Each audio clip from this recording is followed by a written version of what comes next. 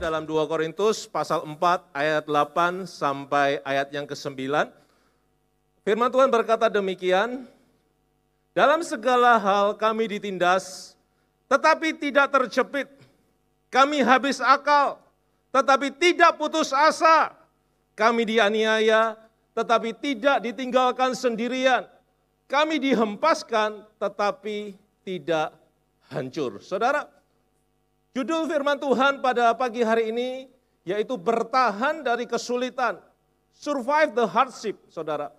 Hari-hari ini banyak orang yang mengeluh bahwa sedang mengalami kesulitan. Pada era pandemi saat-saat ini banyak dari kita yang sedang survive the hardship. Bertahan dari segala kesulitan. Baik itu dari kesulitan dalam pekerjaan, karena karyawan mengalami PHK, pemutusan hubungan kerja, dan dirumahkan, saudara. Ada pula yang masih mengalami pemotongan gaji, 20%, 30%, 40%, 50%, bahkan hingga 70%, saudara. Saudara yang pedagang, pebisnis, turut merasakan perputaran yang lambat, dan omset yang menurun. Bahkan dari kalangan pegawai negeri sipil pun turut merasakan beberapa dana tunjangan kinerja pun tidak diterima. Bahkan ada yang mengalami penundaan gaji bulanan, saudara. Saya punya ipar, seorang PNS di Sulawesi Tengah, 4 bulan tidak terima gaji sama sekali, saudara. Begitu susahnya, saudara. Akhirnya kami saudara-saudara membantunya. Nah, hutang tidak dapat tertutupi dengan kondisi saat ini. Malah gali lubang tutup jurang. Terjebak oleh karena pinjaman online. Beberapa yang terjerat dengan kasus hukum karena hutang piutang. Ada yang ikut arisan online, uangnya dibawa lari oleh bandar. Ini yang terjadi, saudara. Dan pada akhirnya dampaknya di dalam kesulitan secara keuangan, secara finansial. Sehingga saat ini ada dari antara saudara yang bertahan hidup dengan dana tabungan yang ada. Saudara punya simpanan deposito, bertahan dari situ, saudara. Nah, bukan hanya sampai di situ, sehingga berdampak pula di dalam hubungan rumah tangga. Suami istri hampir setiap hari bertengkar. Bahkan angka perceraian mulai meningkat. Perkara untuk beli kebutuhan sehari-hari yang minim, tidak cukup. Pendapatan menurun, namun pengeluaran tidak kunjung berkurang, saudara. Biaya susu anak, biaya air listrik meningkat karena pengaruh stay at home. Biaya SPP anak tidak ada pemotongan, belum lagi biaya bahan bakar untuk transportasi sehari-hari, khususnya yang punya kendaraan pribadi, bagaimana yang tidak punya kendaraan. Biaya transportasi umum pun tidak berkurang, karena demi protokol kesehatan pun akhirnya kita harus beli masker, kita harus beli hand sanitizer, biaya semakin meningkat, saudara. Ada pula yang sementara bertahan melawan sakit penyakit, divonis positif COVID-19, keluar biaya pengobatan sendiri, kalau itu isolasi mandiri. Beberapa ada juga yang berjuang melawan penyakit stroke, jantung, karena stres, dan bertahan dari penyakit-penyakit lainnya. Betapa banyaknya kesulitan-kesulitan yang dihadapi. Ini yang saya terima ketika menghadapi konseling hari-hari ini, saudara. Di dalam pelayanan pastoral, ada orang yang memberikan input-input semacam itu, seperti yang saya sebutkan. Namun pesan saya bagi setiap kita, saudara, harus menolak untuk menyerah. Setuju katakan amin? Saudara harus menolak untuk menyerah. Jangan putus asa, berpikir untuk mengakhiri hidup dengan cara bunuh diri. Saya beritahu kepada setiap jemaat Tuhan, bunuh diri adalah jalan pintas menuju ke neraka. Tidak ada keselamatan di balik bunuh diri. Neraka bukan tempat kita, namun neraka diciptakan hanya untuk menghukum iblis, si jahat. Dalam perjalanan hidup Rasul Paulus pun tidak jauh berbeda dari kita semua. Ia pernah mengalami banyak kesulitan, banyak penderitaan, kesulitan demi kesulitan, bahkan hampir dibunuh. Namun puji Tuhan, Rasul Paulus disertai oleh Tuhan, Tuhan Yesus masih meluputkannya. Rasul Paulus punya iman, Seperti yang dikatakan di ayat yang tadi kita baca, 2 Korintus pasal 4 ayat 8 sampai ayat 9. Dalam segala hal kami ditindas, tapi tidak terjepit. Kami habis akal, tetapi tidak putus asa. Kami dianiaya, tetapi tidak ditinggalkan sendirian. Kami dihempaskan, tetapi tidak hancur. Ini iman Rasul Paulus ketika dia mengalami penderitaan. Dia mengatakan di 2 Korintus pasal 4 ayat 8 sampai ayat 9. Karena dia tahu dia in Christ. Saudara dan saya juga in Christ. Segala kesukaran kita turut dirasakan oleh Yesus Kristus. Karena itu Tuhan Yesus tahu bahwa saudara sedang sedih. Tuhan Yesus tahu bahwa saudara sedang menderita. Dia ingin dan pasti menolong kita semua. Setuju katakan amin. Sebagaimana Rasul Paulus bisa survive menghadapi segala tekanan hidupnya, segala kesulitan. Saya percaya semua kita di tempat ini dimampukan untuk survive the hardship, bertahan dari kesulitan. Katakan amin, berikan tepuk tangan buat Tuhan Yesus kita. Hari ini kita akan belajar, ada 3 penyebab saya dan saudara dimampukan untuk survive the hardship, bertahan dari kesulitan. Apa yang menyebabkan saya dan saudara bisa bertahan? Ayo kita akan belajar melewati kehidupan Rasul Paulus. 2 Korintus 4 ayat yang ke-7 dikatakan demikian. Tetapi kami mempunyai harta ini di dalam bejana tanah liat, sehingga nyata bahwa kekuatan yang dahsyat itu berasal dari Elohim, bukan dari kami. Saudara, Rasul Paulus berkata bahwa kami punya harta di dalam bejana tanah liat. Yang menjadi penyebab pertama, kenapa saya dan saudara dimampukan untuk bertahan dari segala kesulitan adalah treasure, harta berharga. Penyebab pertama utama saya dan saudara dimampukan untuk survive the hardship, bertahan dari kesulitan sekali lagi, adalah treasure, harta berharga. Harta benda yang saya maksud bukan soal yang materi. Memang betul, harta benda yang berharga mampu membuat saya dan saudara bertahan mengalami kesulitan. Namun hal itu hanya bersifat fana. Hal itu bersifat tidak kekal. Uang deposito yang banyak, saya mau katakan kepada setiap saudara, itu fana. Simpanan perhiasan, berlian, itu fana. BPKB, sertifikat tanah atau rumah, itu fana. Tanah, bangunan mewah, itu fana.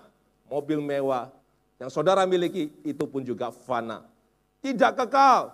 Yang dimaksud dari 2 Korintus 4, ayat 7 hingga ayat yang ke-8 adalah mengenai harta bejana tanah liat. Yang dimaksud itu adalah pribadi Yesus Kristus. Christ in me. Harta itu siapa? Yesus. Bejana itu siapa? Saya dan saudara. Kita ini loh bejana tanah liat. Saya dan saudara diciptakan dari debu dan tanah, bukan? Karena Yesus di dalam kita, karena ada Yesus di hidup kita, kita dimampukan untuk bertahan dari segala kesulitan. Setuju katakan amin? Sesungguhnya kekuatan kita yang sejati terletak pada Tuhan Yesus yang di dalam saya, di dalam saudara. Tuhan Yesus yang ada di dalam kita, itulah harta yang kekal. Tuhan Yesus yang di dalam kita, itulah harta yang tak ternilai. Tuhan Yesus yang di dalam kita, itulah harta yang paling berharga. Tepuk tangan buat Tuhan Yesus kita. Jangan pernah sesekali menukar iman kita dengan sesuatu yang tidak berharga. Menukar Yesus dengan sesuatu yang tidak kekal. Menukar Yesus dengan yang nilainya terbatas. Menukar Yesus dengan yang murahan. Jangan pernah sesekali menukar Yesus dengan sesuatu yang tidak kekal. Sesuatu yang fana. Meninggalkan Yesus hanya demi bayar hutang. Meninggalkan Yesus hanya demi supaya bisa nikah. Itu jodohku. Tapi dia non-Kristen. Gak apa-apa deh, yang penting bisa nikah, tinggalkan Yesus. Meninggalkan Yesus hanya demi punya anak. sekian tahun menikah, belum punya anak. Karena demi punya anak, meninggalkan Yesus. Meninggalkan Yesus hanya demi karir. Meninggalkan Yesus hanya demi promosi jabatan. Yang fana itu sifatnya hanya menghibur. Yang kekal, yang dari sorga, itu sifatnya menyelamatkan. Sekali lagi saya ulangi. Yang fana itu menghibur, hanya menyenangkan hati kita. Tetapi yang kekal dari sorga, itu membuat saya dan saudara diselamatkan. Amin. Nah, karena itu setiap kita harus tetap berpegang pada Tuhan Yesus. Yang berpegang pada Tuhan Yesus tidak akan pernah dipermalukan. Yang berpegang pada Tuhan Yesus tidak akan pernah dikecewakan. Yang berpegang pada Tuhan Yesus pasti diselamatkan. Tepuk tangan buat Tuhan Yesus kita. Yang kedua, 2 Korintus 4 ayat 15. Apa yang menjadi penyebab saya dan saudara dimampukan untuk bertahan dari segala kesulitan? 2 Korintus 4 ayat 15, sebab semuanya ini terjadi oleh karena kamu, supaya anugerah yang berlimpah kepada banyak orang itu menyebabkan ucapan syukur yang semakin bertambah bagi kemuliaan Elohim. Saudara, yang kedua, yang membuat saya dan saudara bertahan dari segala kesulitan-kesulitan, survive the hardship. Yang kedua yaitu ucapan syukur, gratitude. Ucapan syukurlah yang menjadi penyebab yang kedua, sehingga saya, saudara dimampukan untuk survive the hardship, bertahan dari segala kesulitan-kesulitan. Ketika kita menyadari bahwa hidup kita adalah anugerah Tuhan Yesus, maka saya, saudara dimampukan untuk mengucap syukur. Kalau engkau sadar bahwa hidupmu adalah anugerah Yesus, kita akan bisa mudah untuk bersyukur, saudara. Hati yang bersyukur adalah magnet untuk keajaiban. A grateful heart is a magnet for miracles. Hati kita yang bersyukur itu adalah magnet untuk menarik mujizat di dalam hidup saya, hidup saudara. Amin. Sekalipun kita mengalami kesukaran, sekalipun kita mengalami penderitaan, tetapi kalau engkau punya bersyukur, engkau punya rasa syukur, gratitude, thankful, itu akan menarik pertolongan Yesus. Itu akan menarik mujizat hadir semakin banyak di dalam hidup kita. Kenapa? Ucapan syukur itu adalah magnet. Keuntungan ucapan syukur itu apa sih? Ayo kita lihat satu persatu. Keuntungan dari kita mengucap syukur adalah melindungi diri kita dari hal-hal yang negatif. Kalau kita bisa bersyukur, hal-hal yang negatif tidak akan merusak hidup kita.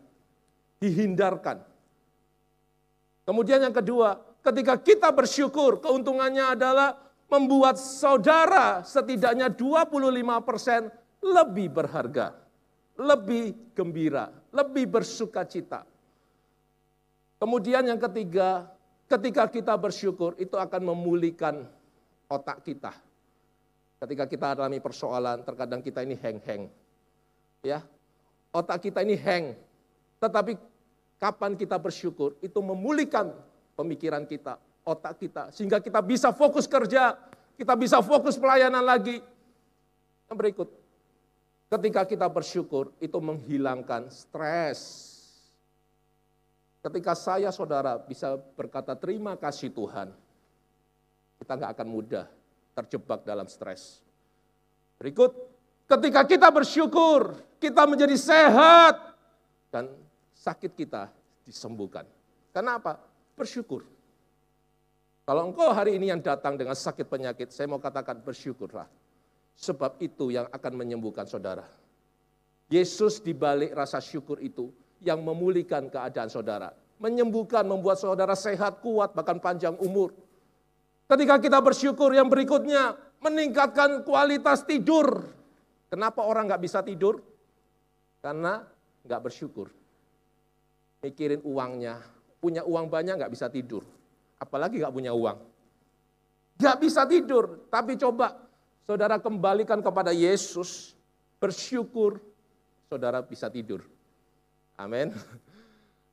Selanjutnya, keuntungan dari kita bersyukur meningkatkan rasa percaya diri dan kinerja kita pun meningkat. Ketika kita bersyukur, meningkatkan hubungan. Suami bersyukur tentang istrinya, istri bersyukur tentang suaminya, orang tua bersyukur tentang anaknya, anak bersyukur tentang orang tuanya. Wow, hubungannya akan semakin erat, semakin baik. A gratitude makes sense of our past, bring peace for today, and creates a vision for tomorrow. Ucapan syukur memahami masa lalu kita, membawa kedamaian untuk hari ini, dan menciptakan visi untuk hari esok. Wow, sungguh luar biasa ketika kita bersyukur. Karena ucapan syukur kita kepada Tuhan Yesus hari ini, saya, saudara, bersemangat menghadapi hari esok. Katakan amin. Kesulitan apapun dapat dinikmati dengan ucapan syukur. Dan tanpa disadari kesulitan itu tiba-tiba hilang, berakhir. Saudara, ketika engkau menjalani dengan rasa syukur hari ini, besok bersyukur, lusa bersyukur, tahu-tahu persoalan saya, loh kok nggak ada, kok selesai, kok cepat, nggak kerasa. Kenapa? Syukur itulah yang mendorong kita bersemangat menghadapi hari esok. Amin. Di dalam Kristus Yesus, ucapan syukur kita membuat kita hidup berkecukupan, diperkaya, dan diberkati oleh Yesus Kristus. Tepuk tangan sekali lagi untuk Tuhan Yesus kita yang dahsyat. Nah saudara, kesulitan apapun dapat dinikmati dengan ucapan syukur. Tanpa disadari, tiba-tiba selesai. Yang ketiga. Ayo yang ketiga, selanjutnya. Kalau kita melihat apa yang memampukan kita supaya kita bisa melewati persoalan, kesulitan, bertahan, survive the hardship. 2 Korintus 4 ayat 16. Firman Tuhan berkata demikian, sebab itu kami tidak tawar hati. Sekalipun manusia lahir ya kami semakin merosot, tetapi manusia batin ya kami diperbarui dari hari ke hari. Yang ketiga, saudara, menjadi penyebab kenapa kita bisa bertahan di dalam segala ketekanan hidup. Segala persoalan dalam hidup kita adalah renewal, pembaharuan. Adanya pembaharuan, itu yang mendorong kita bahwa kita bisa menghadapi persoalan. Kita tahu bahwa di depan jauh lebih baik dari hari ini. Dan Yesus menyiapkan yang terbaik bagi semua kita yang ada di ruangan ini. Katakan amin. Nah, ada sebuah filosofi hebat dari burung Raja Wali. Saudara semua tahu burung Raja Wali? Kita akan belajar dari filosofi seekor burung Raja Wali. Di usia burung Raja Wali, maksimal itu rata-rata mencapai 70 tahun. Burung yang paling tua, yang umurnya panjang, itu adalah burung Raja Wali. Saudara, mencapai umur 40 tahun, burung Raja Wali itu diperhadapkan oleh dua keputusan. Yang pertama, menyesali nasib. Waktu umur 40 tahun, Raja Wali dihadapkan dua pilihan sekali lagi. Menyesali dirinya sendiri, menunggu mati. Atau yang kedua, pilihannya adalah renewal, memperbaharui. Pada saat umur 40 tahun, cakarnya Raja Wali itu mulai menua, panjang, melengkung. Paruhnya menjadi panjang, membengkok, sehingga hampir menyentuh dadanya. Sayapnya menjadi sangat berat, karena bulunya tumbuh lebat dan tebal. Sehingga menyulitkan Raja Wali ini untuk terbang. Saat itulah ia mempunyai dua pilihan sekali lagi. Menunggu mati atau mau menantikan proses renewal, pembaharuan. Sama loh, 5 bulan. 5 bulan untuk memperbarui seekor Raja Wali. Nah saat melakukan renewal, pembaruan, ia harus berusaha keras terbang ke atas puncak gunung. untuk kemudian membuat sarang di tepi jurang, berhenti dan tinggal di sana selama proses berlangsung. Pertama, ia harus mematukkan parunya, paru, tahu ya paru ya? Parunya itu harus dipatukkan di batu yang keras, supaya hancur, terlepas, karena terlalu panjang, melengkung. Dan kemudian menunggu tumbuhnya paru yang baru. Dengan paru yang baru tumbuh itu, ia harus mencabut satu persatu cakar-cakarnya, saudara. Cakar-cakarnya juga panjang, melengkung. Dan ketika cakar yang baru sudah tumbuh, ia akan mencabut bulu badannya satu persatu. Karena semakin lebat bulu Raja Wali itu, saudara. 5 bulan kemudian, bulu-bulu yang baru sudah mulai tumbuh. Ia mulai dapat terbang kembali dengan paru, cakar yang baru. Ia mulai menjalani 30 tahun kehidupan barunya dengan penuh energi. Saudara, dari filosofi Raja Wali ini kita akan belajar bahwa ada masa di mana hidup kita mengalami kesulitan. Ada masa di mana hidup kita mengalami tekanan. Hidup itu tidak mudah. Katanya orang dunia perjuangan. Puji Tuhan kita punya Yesus yang dahsyat, yang menyertai saya, menyertai saudara. Amin. Ada harga yang harus dibayar oleh seekor burung Raja Wali ketika ia memilih renewal, pembaharuan. Ia mengalami banyak kesulitan demi kesulitan. Namun ketika seekor Raja Wali tersebut mampu bertahan atas proses dan kesulitan-kesulitan itu, serta mengalami pembaruan di dalam hidupnya, maka hasilnya yang pertama jauh lebih baik. Yang kedua jauh lebih kuat. Yang ketiga makin panjang umur. Kesulitan yang saya dan saudara alami, jangan dipandang sebagai sesuatu yang buruk menimpa kita. Kita berpikir, ya sudah tamat riwayatku, habis. No, namun biarlah semua kita melihat kesulitan itu, kita memandang kesulitan itu sebagai suatu hal yang baik, satu hal yang positif. Melalui problem di dalam hidup kita, menjadi titik awal yang baik. Kita mengalami renewal, pembaruan, menjadi sebuah batu loncatan pada akhirnya semua kita alami kemenangan yang gilang gemilang. Tepuk tangan buat Tuhan Yesus. Kesulitan itu membuat kita jauh lebih kuat, membuat kita jauh lebih bersemangat, membuat kita jauh lebih baik. Di balik hujan pasti ada pelangi yang indah. Di balik air mata saudara pasti ada sesuatu yang jauh lebih baik Tuhan Yesus siapkan. Kita bukanlah orang yang kalah, gagal dan mengundurkan diri. Semua kita adalah biji mata Yesus yang selalu melihat pengharapan. Amin. Dan 3 hal ini saudara yang kita pelajari pada pagi hari ini. Penyebab saya dan saudara dimampukan survive the hardship, bertahan dari segala kesulitan. Yang pertama adalah harta berharga, treasure. Yang kedua, ucapan syukur, gratitude. Yang ketiga, adanya pembaruan, renewal. Yang pernah hilang selama pandemi ini. Dalam nama Tuhan Yesus akan digantikan oleh Tuhan. Amin. Yang berkurang akan ditambahkan oleh Yesus Kristus. Itulah kita di hadapan Tuhan. Begitu spesial. Tepuk tangan sekali lagi buat Tuhan Yesus. Mari kita sama-sama bangkit berdiri. Kita bersyukur kepada Tuhan.